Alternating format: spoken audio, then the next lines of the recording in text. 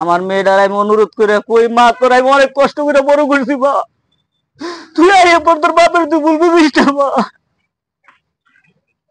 তোর বাপের মুখটা তুই মা।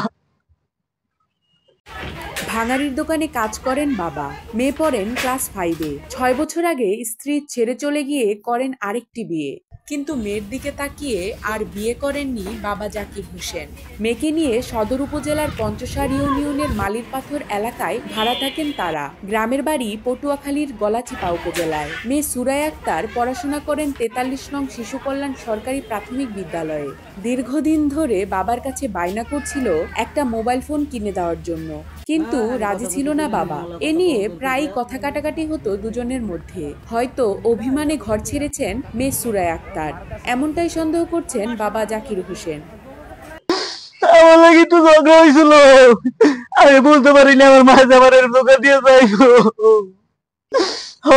আগে হয়েছিল মোবাইল চাইছিল আমার কাছে, একটা মোবাইল দিয়ে চাইছে পরে মাসখানিক ধরে মাঝে সাঝে খালি চাই আব্বাটা মোবাইল কিনে দাও, মোবাইল কিনে দাও।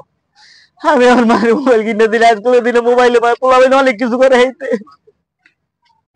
ঘর ছেড়েছেন 21 জুলাই। যাওয়ার আগে লিখে গেছেন চিঠি। চিঠিতে লেখা, প্রিয় বাবা, আমি ঘর ছেড়ে চলে যাচ্ছি, পারলে আমাকে ক্ষমা করে দিও। আর বাড়ির সবাইকে বলে যাচ্ছি যে আমার বাবার আগেও কোনো দোষ ছিল না, এখনো নেই। সবাইকে বিদায় জানিয়ে চলে যাচ্ছি, বেঁচে থাকলে আবার দেখা হবে তোমার সঙ্গে।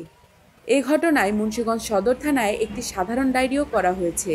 অনেক খোঁজাখুঁজি করেও এখনো খোঁজ মেলেনি সুরাইয়া আক্তারের। দিন রাত অশ্রু ঝরাচ্ছেন বাবা, অপেক্ষা করছেন তার মেয়ের জন্য।